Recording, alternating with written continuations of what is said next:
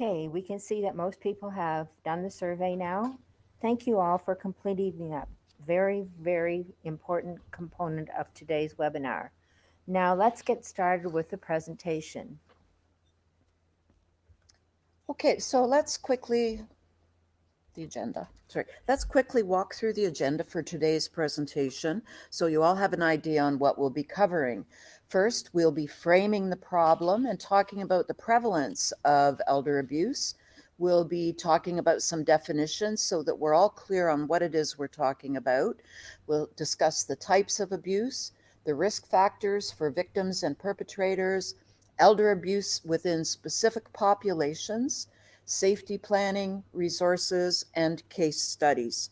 You've all just completed the pre-presentation, and as mentioned, there will be another survey at the end of the presentation.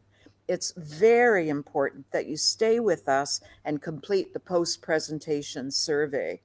The data that NICE is gathering is to inform a research project, as Joanne mentioned, that aims to determine the information in this presentation on elder abuse results in real knowledge translation and a change in understanding and attitudes. So again, please stay with us after the presentation is finished and spend a few minutes completing the post-presentation survey. A few brief points on the rationale behind this project. The goal of NICE was to educate seniors in the community about the issue of elder mistreatment delivered by trained seniors. I was one of those trained seniors and participated in training this summer. The National Initiative for the Care of the Elderly, or NICE, provided that training.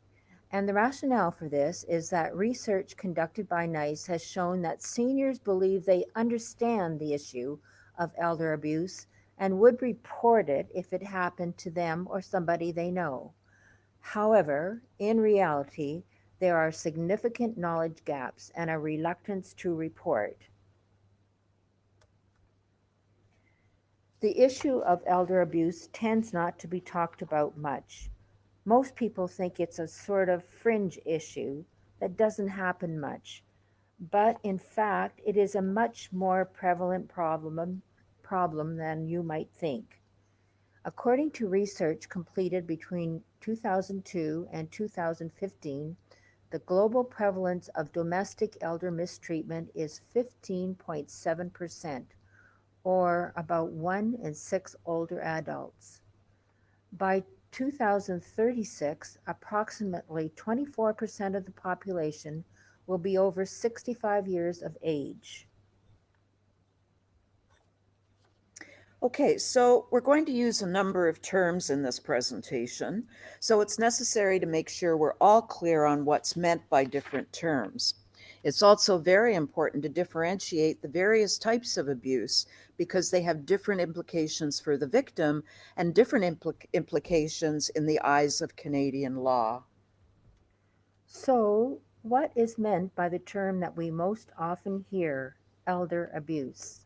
So, elder abuse is a single or repeated act or lack of appropriate action occurring within any relationship where there is an expectation of trust which causes harm and distress to an older person.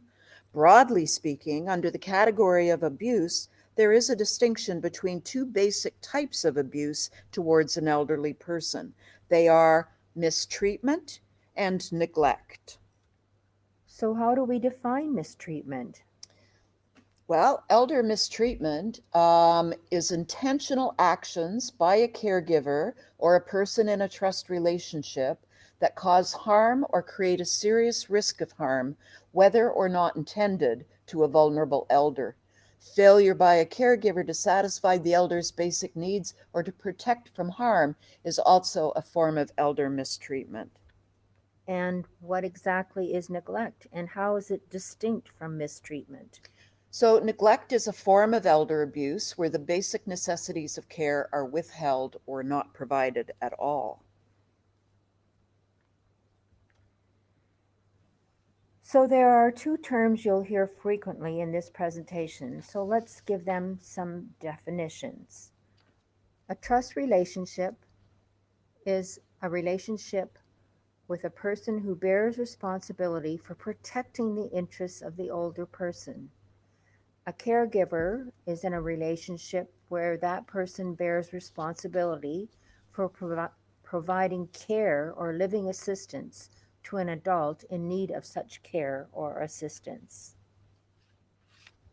So let's talk now about the various types of abuse.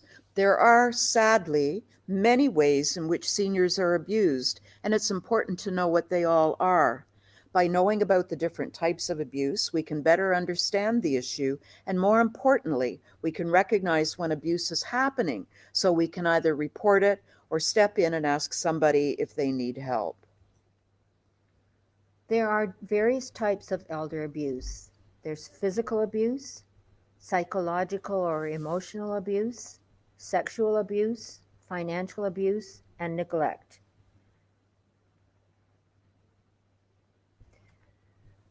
So, what are some of the indicators of physical abuse? In other words, what are the signs that one might notice in someone that's being physically abused?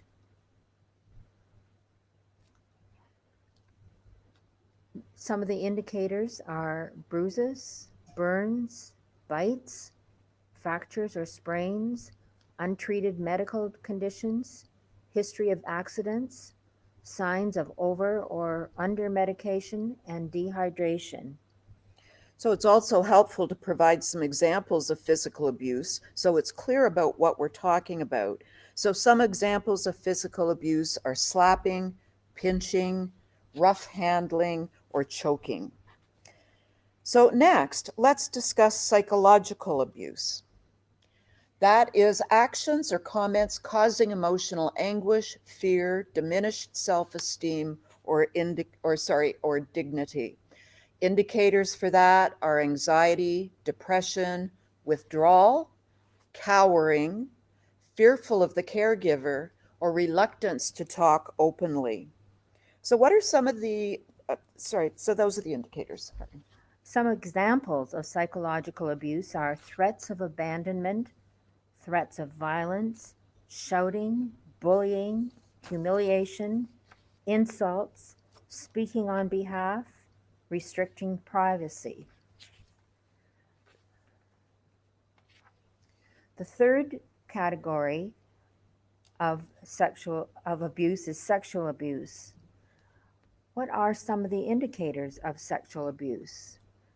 Well, bruising, bleeding or pain of the anus, genitals or inner thigh, difficulty walking or sitting, signs of post-traumatic stress disorder, social or emotional withdrawal, and agitation.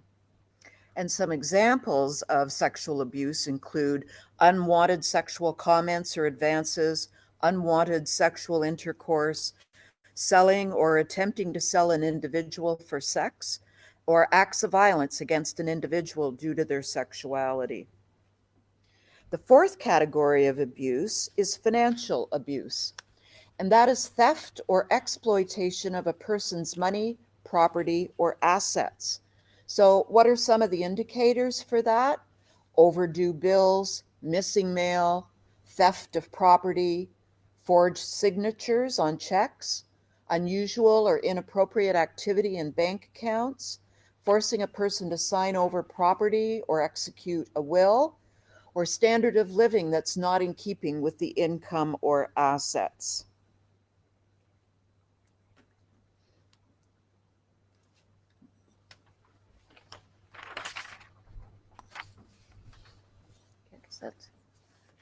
Sorry, just 1 second here. We're just, I don't know if we have the, not to worry. We'll go on to the next one. We don't have the samples right now, so we'll keep going. Okay, so the last type of abuse to discuss is neglect, which we defined earlier. Repeated deprivation of assistance needed by the older person for activities of daily living. Some of the indicators of neglect are dirty clothing, signs of infrequent bathing, hoarding, isolation, no regular medical appointments. And some examples of neglect include dehydration, malnutrition, untreated bed sores, unsanitary household conditions, lack of assistance with basic hygiene, cooking, or transportation, lack of supervision, inadequate safety precautions, or withholding medical services and treatment. Before moving on, we want to talk a bit about the importance of recognizing cognitive impairment in any discussion about elder abuse. Research shows that different types of elder abuse tend to correlate generally with the various stages of cognitive impairment. This is important because if we're concerned about an individual who we know has a cognitive impairment, we can be more alert for certain types of abuse. For example, let's take dementia. In the early stages, it's more likely that there's a likelihood of financial abuse. In the moderate stages of dementia, there's an increased vulnerability to physical abuse, and in the advanced stages, there's a greater risk of neglect. Psychological abuse seems to occur throughout all stages of dementia. Okay, now let's have a very quick discussion about the relevance of demographics. As with most things, research has found that being part of a marginalized community can, in some cases, increase an individual's chances of experiencing abuse, or at least be a factor in what type or types of abuse an individual is at risk for.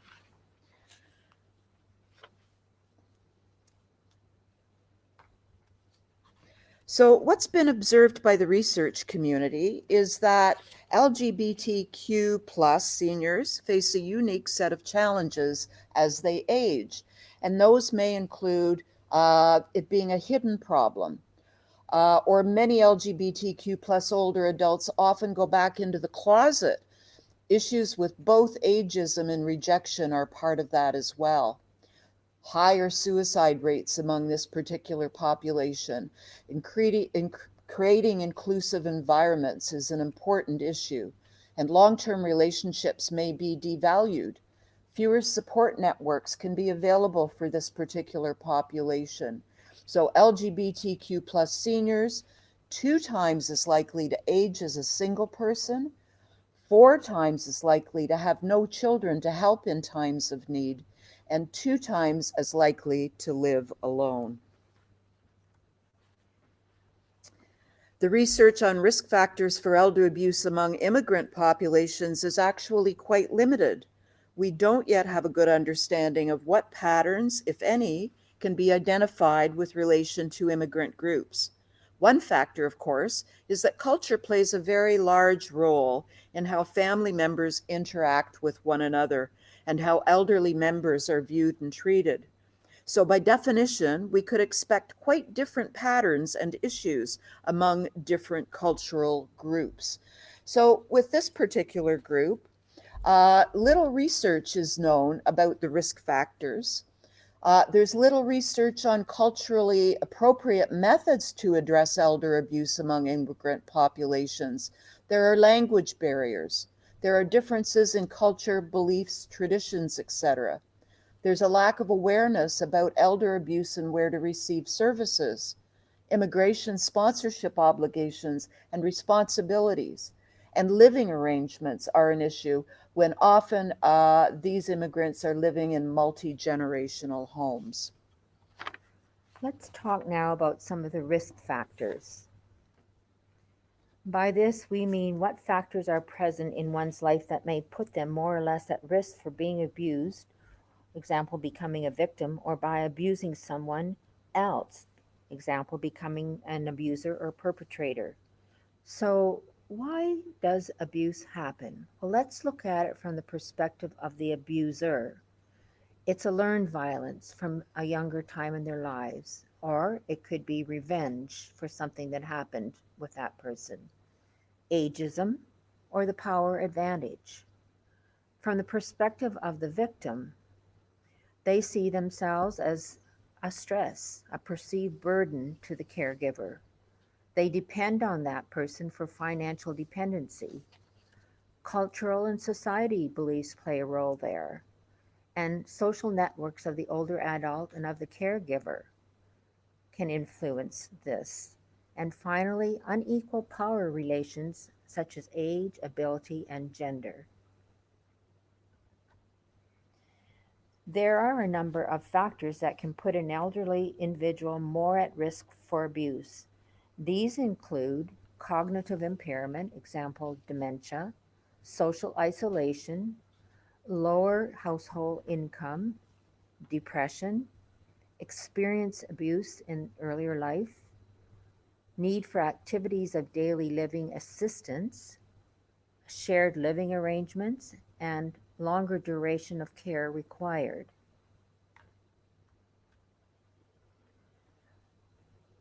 To clarify by this, we mean the factors or realities present in one's life that put them more at risk for becoming a perpetrator of abuse. Their family relation, their use a substance, they abuse it, mental illness, dependency, unemployment, and a criminal history. So we've talked about the different types of abuse and some of the risk factors. Let's talk now about safety planning. By that, we mean prevention. What can be done to prevent an individual from experiencing abuse and or identify abuse when it happens and applying some of the intervention to make it stop. So some of these things would be to acknowledge the suspicion of abuse, so accumulate and document that evidence. And barriers may exist, so be aware that there's a fear of retaliation or withdrawal of caregiver support. And urgency, we must make sure that we're assessing needs and the risk of harm. Screening, we need to assess a person's capacity to help themselves and to empower, educating the person about their rights and available resources, and assist with establishing a safety plan. Refer at-risk elder to seek support from or consent with professionals.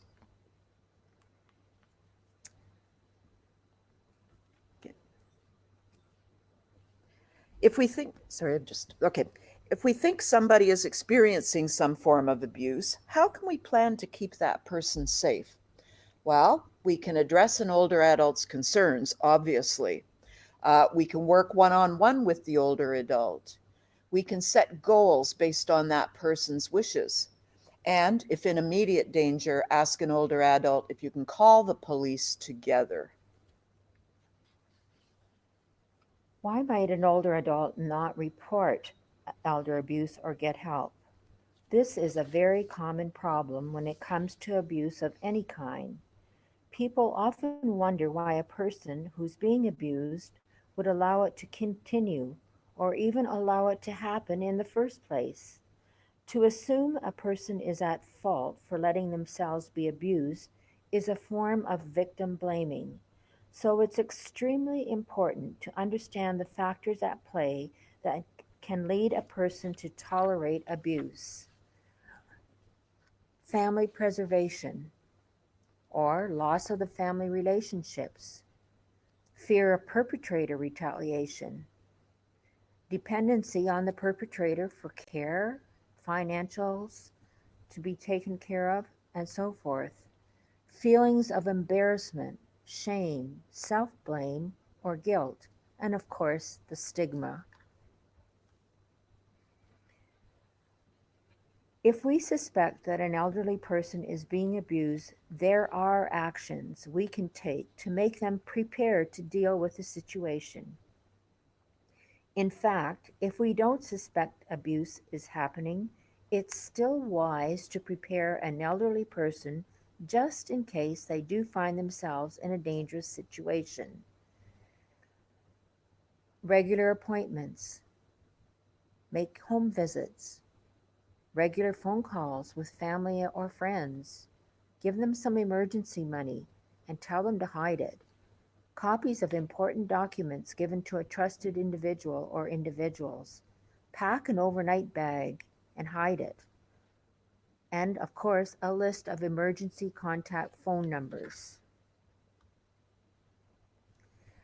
There are many resources available to get more information on elder abuse or to get help if we know or suspect that someone we know is being abused. These may not all be available in the community you live in, so it's important for everyone to investigate their resources. Find out which ones are available to you and connect with them if necessary. And here is a list of where you can get help. Just take a minute to browse through the list.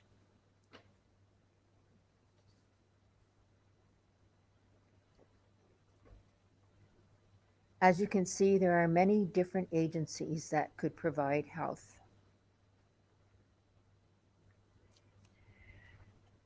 Here are some additional supports that are in place in many communities. And again, you need to investigate in your own community. Make a list of the ones that are available and the phone numbers.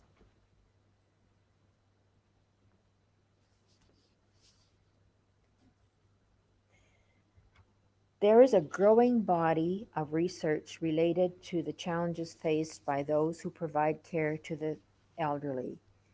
If you joined us for our last webinar in October, you heard Dr. Raza Mirza speak a bit about this. There are many services that can be incredibly helpful for caregivers, and it's again important to know what's out there. Housekeeping, meal preparation. Uh, in the last few months, I've noticed more and more organizations or companies offering meals. Of course, you have to pay for it, but having a meal prepared for you sometimes is very helpful. Respite care. Most communities do have some type of respite care, so investigate. And of course, education is critical in all of this. And join a support group. There are many support groups online and in person. This research project from the National Institute for the Care of the Elderly contains a number of actual cases of elder abuse which were brought to the Canadian court system and in which perpetrators were charged with crimes and sentenced to prison. In the best interest of time, we're just going to look at one case study. So, this case, R versus Grant, the type of abuse was neglect. The sentence for the abuser was 4 years in prison regarding the failure to provide the necessities of life. And you probably are familiar with that particular charge. The perpetrator was a 45-year-old daughter, and the victim was her 78-year-old mother. So the daughter called paramedics, reporting mother not feeling well.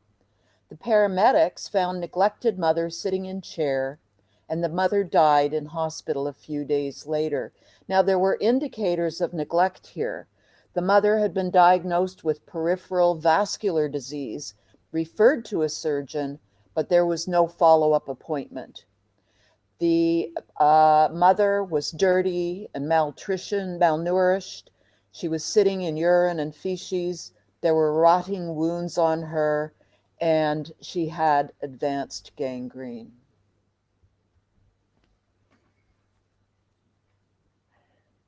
Okay, this concludes the presentation on elder abuse. We're now going to ask you to please stay with us and spend a few minutes filling in one last survey. It should be appearing on your screen momentarily. It's very important for you to complete the survey in its entirety. The insights you provide through your responses is providing essential input for the NICE researchers to learn about knowledge transfer as it relates to elder abuse. As mentioned in the pre-presentation survey, please don't think too much or ponder over your answers. The survey is designed for you to provide quick responses to relatively straightforward questions, and it's also very important that you answer honestly. So we'll turn off our microphone for a few minutes and let you all get to completing the survey. Thank you.